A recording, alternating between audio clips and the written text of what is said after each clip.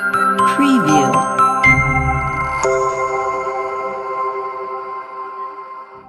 ఆంధ్ర రాష్ట్రంలో ఎన్నికల వాతావరణం దగ్గర పడుతున్న వేళ టీడీపీ అధినేత చంద్రబాబు నాయుడు, జనసేన అధినేత పవన్ కళ్యాణ్ పొత్తులో భాగంగా ఇద్దరు కలిసి ఢిల్లీకి ప్రయాణమయ్యారు.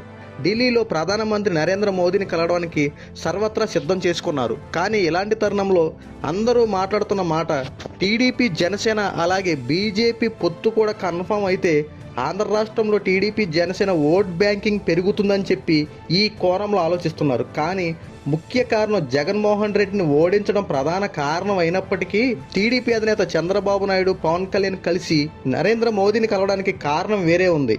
ఒకవేళ బీజేపీ కనుక మద్దతు ప్రకటిస్తే ఓట్ బ్యాంకింగ్ పెరగడం గురించి ఆలోచించడం విషయం కాదు.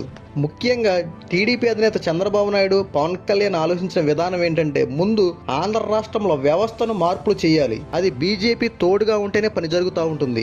ఆంధ్ర రాష్ట్రంలో ఐఏఎస్, ఐపీఎస్ అధికారులు, కొంతమంది ముఖ్య అధికారులను ఎట్టి పరిస్థితుల్లో బదిలీలు చేయాలి.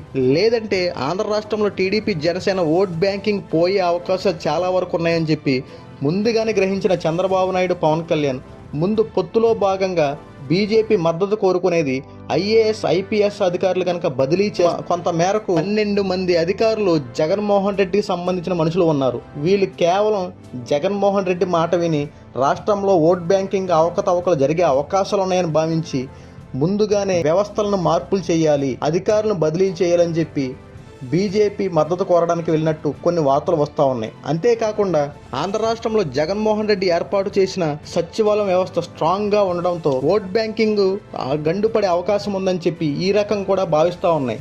సచివాలయ సిబ్బంది, వాలంటీర్లు ప్రజలను మభ్యపెట్టి ప్రజలను టీడీపీకి, జనసేనకి ఓట్లు పడకుండా ఏమైనా చేస్తారేమో అని చెప్పి వ్యవస్థనంతా దూరం చేయడం కోసం వాలంటీర్ వ్యవస్థను, సచివాలయం సిబ్బందిని ఎన్నికల్లోకి దరిదాపు చేరనీయకుండా ఉండడం కోసం, సర్వత్రా సిద్ధం చేయడం కోసం చంద్రబాబు, పవన్ కళ్యాణ్ మోదీని కలవడానికి ప్రధాన కారణం అవుతుంది. కేవలం ఈ 2 విషయాలు ముఖ్యంగా చంద్రబాబు నాయుడు, పవన్ ఢిల్లీకి వెళ్ళడానికి ప్రధాన కారణం. ఎందుకంటే ఐఏఎస్, ఐపీఎస్ అధికారానికి వెన్నుముక లాంటి వాళ్ళు గనక సరైన నిర్ణయాన్ని బట్టే ఆంధ్ర రాష్ట్రంలో ఎన్నికలు జరుగుతూ ఉంటాయి. జగన్మోహన్ రెడ్డి సంబంధించిన 12 మంది అధికారులను కనుక ట్రాన్స్ఫర్ చేయకపోతే ఖచ్చితంగా చాలా పరిణామాలు ఎదురవుతాయని గ్రహించినటువంటి చంద్రబాబు నాయుడు పొత్తులో భాగంగా ముందు ఈ ప్రతిపాదనలు పెట్టినట్టు కొన్ని వార్తలు వస్తూ ఉన్నాయి. ఒకవేళ పొత్తు ఖరారైతే చంద్రబాబు, పవన్ కళ్యాణ్ పెట్టినటువంటి షరతులకు బీజేపీ నరేంద్ర మోడీ ఒప్పుకుంటాడో లేదో మీ అభిప్రాయాన్ని కామెంట్ రూపంలో తెలియజేయండి. మరిన్ని అప్డేట్స్ కోసం మన ఛానల్ సబ్స్క్రైబ్ చేసుకోండి.